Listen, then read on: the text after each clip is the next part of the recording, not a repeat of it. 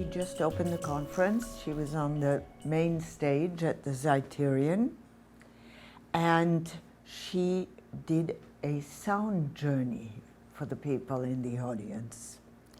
And so I just want to open by asking you, what is a sound journey, and would you like to make some sounds?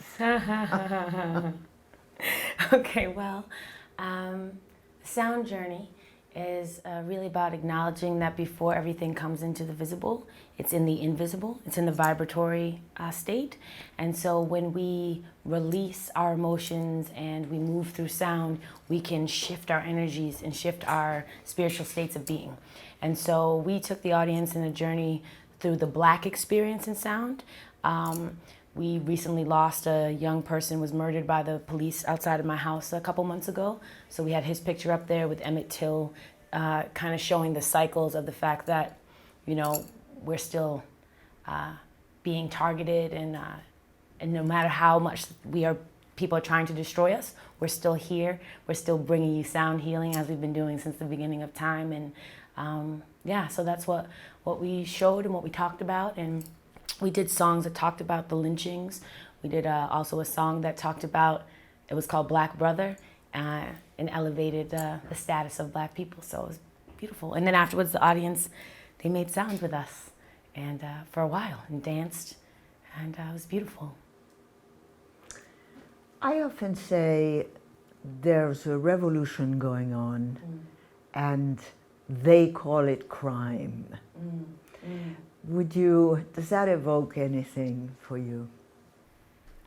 I feel like anytime we turn our back on a system, yes, they label us criminals.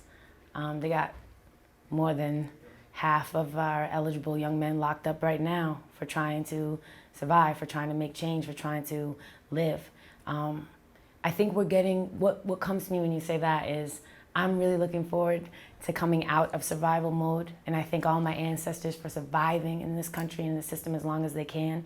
But now I feel like we're ready to go to the next level, which is beyond thriving. It's about manifesting who we are and what we really are. And yes, they'll call us criminals when we get to that level, but call me public enemy number one. I'm with it. I'm with it. You know, I think the revolution, the evolution, it is here. It's always been here. It's just an individual choice. But yeah, I feel it. I feel it when I move, and that's what's in my blood. You know, I was talking to somebody yesterday, like it's encoded. You can't, even though I'm like, you know, light skinned and Cape Verdean, you can't breed it out of our spirit. You can breed it out of our body, but you can't breed it out of your spirit. And we're all tribal. And once we return to those tribal ways, yeah, we'll look crazy, we'll look different, but we'll be free. It'll be a great day. Well, revolution just means change. Revolution, change. What goes around comes around. So that's why I'm totally enthusiastic about revolution as well, as you know. I know. How's your work coming? Tell us what the evolution and the revolutions in your work have been. It's just about staying the path of spiritual warriorship and trying to really live and embody love, light, leadership, power, and freedom. It's very interesting to watch the difference between someone who doesn't embody it and someone who does, and how you feel when you're in their presence. So my work right now is about still going back, trying to get whatever I can of my legacy, primarily through sound and music as an African, but then also inventing. I'm still in that process of just inventing new stuff. Like today we're gonna do da-da-da, whatever it is. And just trying to walk boldly. I talked to Yvonne Peter yesterday a lot about this, like just being bold enough to be who you are and to be at peace with yourself. That's the everyday work. And to maintain that point zero.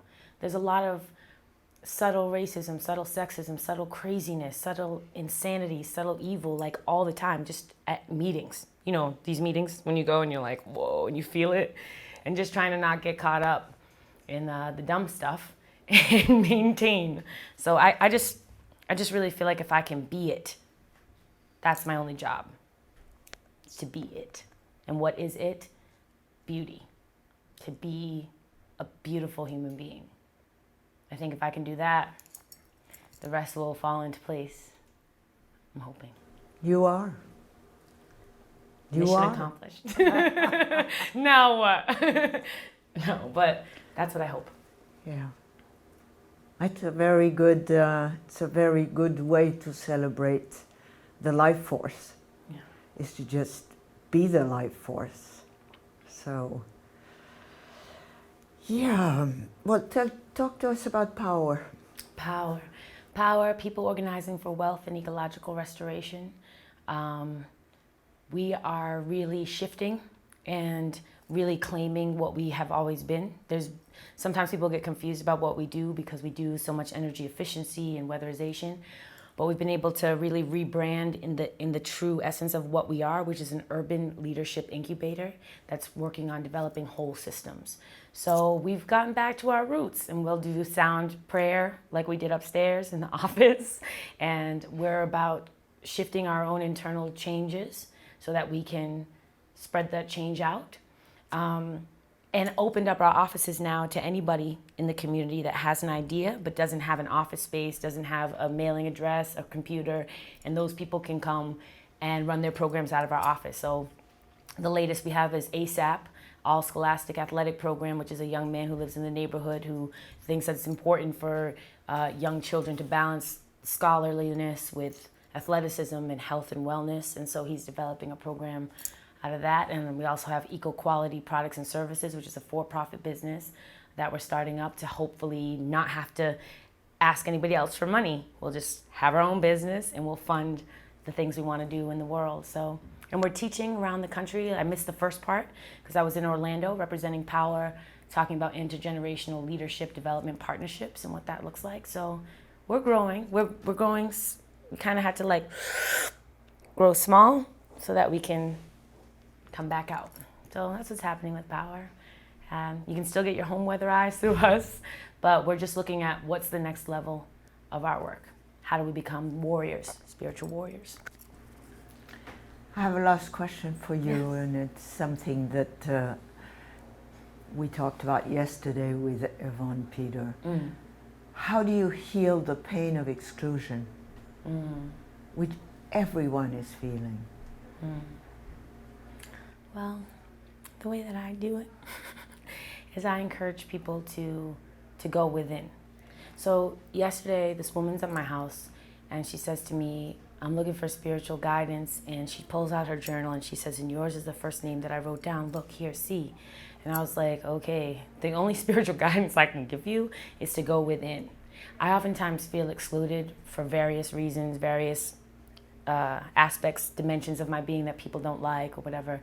And those are the times when you have to go in to understand that regardless of what's happening on this physical plane, regardless of how you're being treated or what you're perceiving, the truth is you are deeply connected to yourself and you are a hologram of the larger universe. And so we are all connected. So just reminding people that it's a myth. It's a very strong myth. It's very compelling.